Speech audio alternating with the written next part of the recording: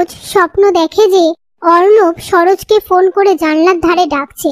এরপর সরোজ জানলার ধারে গিয়ে দেখে অর্ণব মোমবাতি দিয়ে সরোজকে প্রপোজ করছে। সেই মুহূর্তে রণ গাড়ি নিয়ে এসে সমস্ত কিছু ভেস্তে দেয়। সেটা দেখে সরোজ রেগে রণকে কথা শোনায়। তারপর সুচি সরোজকে খাওয়ার জন্য ডাকতে এলে সরোজের স্বপ্ন ভেঙে যায়। পরের দিন সকালবেলায় সরোজ চ্যাটার্জি বাড়িতে এসে রাগিনীকে বলে, 6ই মার্চ আপনার কোন প্রিয়জনের জন্মদিন? রাগিনী বলে, সেদিন কি তুমি বর্ধমানের রাজকুঞ্জের কনসার্টে ছিলে? এ কথা শুনে সরোজ চুপ করে থাকে। সেই মুহূর্তে অ্যাশ এসে নাচ গানের কথা তুললে বাড়ির সবাই সেখানে ছুটে আসে। তারপর রাগিনী সেখান থেকে চলে যেতে গেলে সরোজ বলে, আপনার ইন্টারভিউটা নেওয়া হলো না।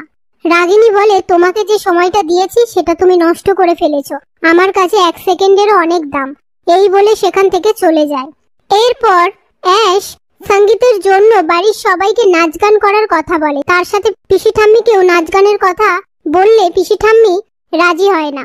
তখনই রাগিনী সেখানে এসে পিসি ঠাম্মিকে রাজি করায় আর বলে, তুমি তো জানো আমি আমার মান সম্মান নিয়ে কতটা পার্টিকুলার। তখনই ডানা এসে বলে, হ্যাঁ নাচ গান হবে তো। আর মনে মনে রাগিনীর মান সম্মান ভেস্তে দেওয়ার কথা ভাবে। তারপর অ্যাশ রণর সাথে দেখা করতে এলে রণ পাঞ্চিং ব্যাগ দিয়ে অ্যাশের নাকে মারে। অ্যাশ বলে, আমার নাকটা মনে হয় ভেঙেই গেল। রণ বলে, তুমি এখানে কি করতে এসেছো?